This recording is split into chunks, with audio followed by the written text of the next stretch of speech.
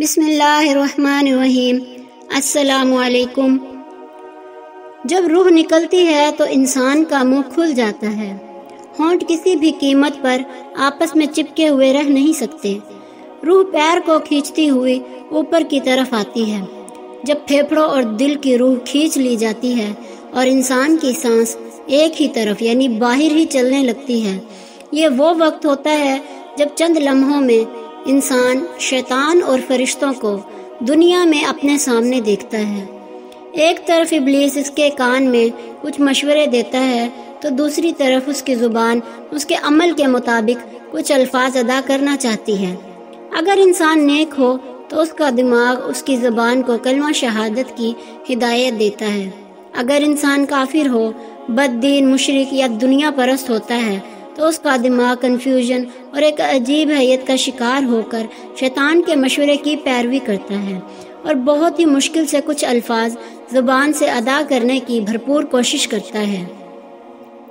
یہ سب اتنی تیزی سے ہوتا ہے کہ دماغ کو دنیا کی فضول باتوں کو سوچنے کا موقع ہی نہیں ملتا۔ انسان کی روح نکلتے ہوئے ایک زبردست تکلیف ذہن محسوس کرتا ہے، لیکن تڑپ نہیں پاتا کیونکہ دماغ کو چھوڑ کر باقی جسم کی روح اس کے حلق میں اکٹھی ہو جاتی ہے اور جسم ایک گوشت کے بے جان لوتھڑے کی طرح پڑا ہوا ہوتا ہے جس میں کوئی حرکت کی گنجائش نہیں رہتی۔ آخر میں دماغ کی روح بھی کھینچ لی جاتی ہے۔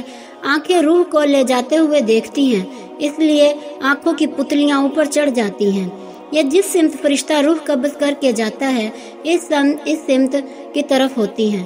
اس کے بعد انسان کی زندگی کا سفر شروع ہو جاتا ہے، جس سے روح تکلیفوں کے تہخانوں سے لے کر آرام کے محلات کی آہٹ محسوس کرنے لگتی ہے۔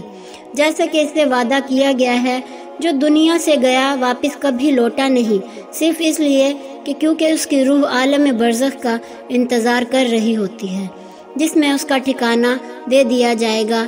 اس دنیا میں محسوس ہونے والی طویل مدت ان روحوں کے لیے چند سیکنڈ سے زیادہ نہیں ہوگی، یہاں تک کہ اگر کوئی آج سے کروڑوں سال پہلے ہی کیوں نہ مر چکا ہو۔ مومن کی روح اس طرح کھینچ لی جاتی ہے جیسے آٹے سے بال نکالا جاتا ہے۔ گنہگار کی روح خاردار درخت پر پڑے سوتی کپڑے کی طرح کھینچی جاتی ہے۔